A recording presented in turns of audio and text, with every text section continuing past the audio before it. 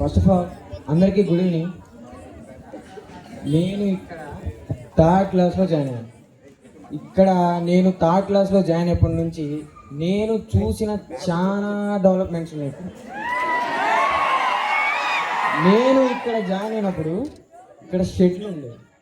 ప్రతి ఒక్క షెడ్ ఇప్పుడు బిల్డింగ్ అయింది.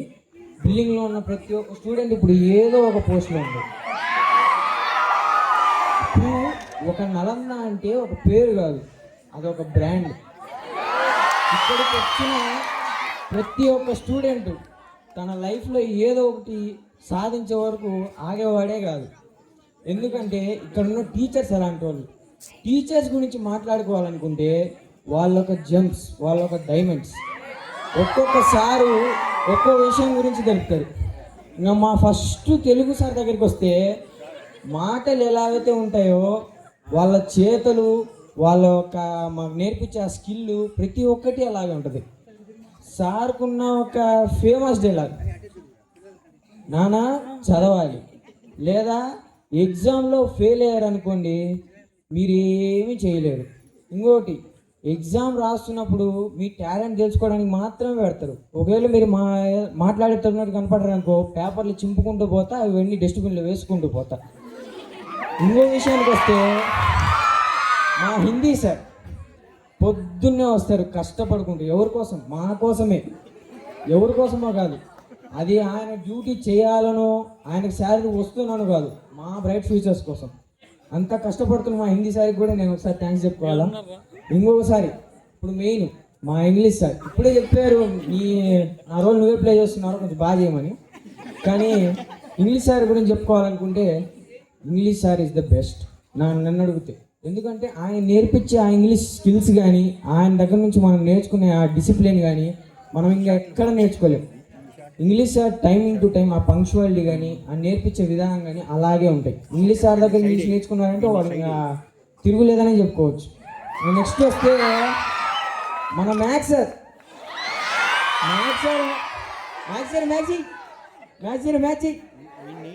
ఆయన మ్యాథ్స్ చేయని దాంట్లో మీరందరూ ఫండ్ని వెతుక్కుంటారు, ఆయన మన సక్సెస్ని వెతుక్కుంటున్నారు.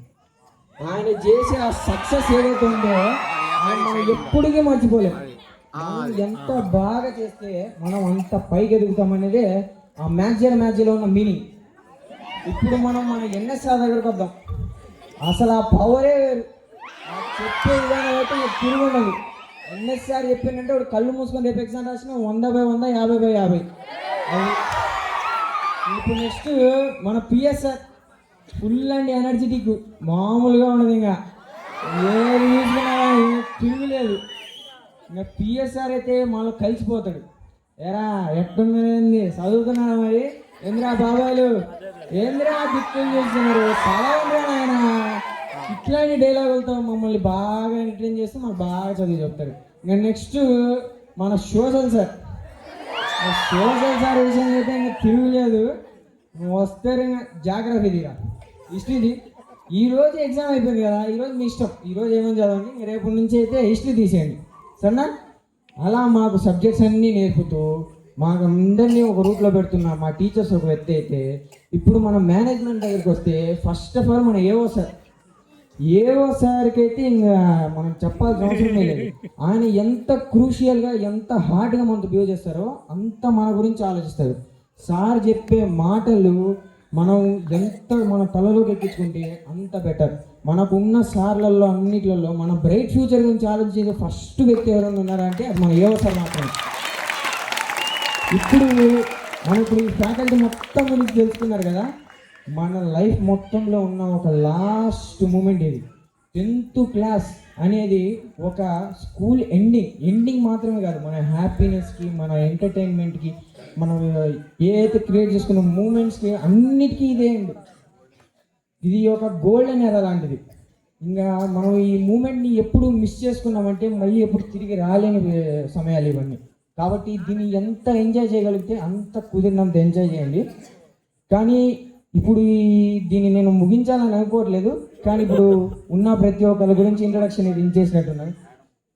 ఇప్పుడు ఇంకా మేడం గురించి చెప్పాల్సింది ఏం లేదు సార్. ఇది అంతా మనం నడుస్తుంది, ఇది అంతా మనం క్లారిటీగా ఒకటి తెలుసుకున్నామంటుంటే అది మన మేడం గారి వల్లే సాధ్యం. మనం మేరంగాడు ఇలాంటి ఒక ఇన్స్టిట్యూషన్ పెట్టకపోయి ఉంటే, ఇలాంటి ఒక స్కూల్ పెట్టకపోయి ఉంటే మనం అసలు ఇక్కడ ఉండేటోళ్ళమే కాదు, మనం కలుసుకునేటోళ్ళమే కాదు. దానికోసం మేడంకి చెప్పట్లు. థ్యాంక్ యూ మేడం, మీకు ఇలాంటి స్కూల్ ఒకటి క్రియేట్ చేసి మమ్మల్ని అందరినీ కలిపి మమ్మల్ని ఒక ఫ్యామిలీ చేసినందుకు మీకు నేను ధన్యవాదాలు తెలుసుకోవాలనుకుంటున్నాను. ఇంకా ఇంతటితో నా ప్రసంగాన్ని ముగిస్తూ thank you. Next Basu Srinivas.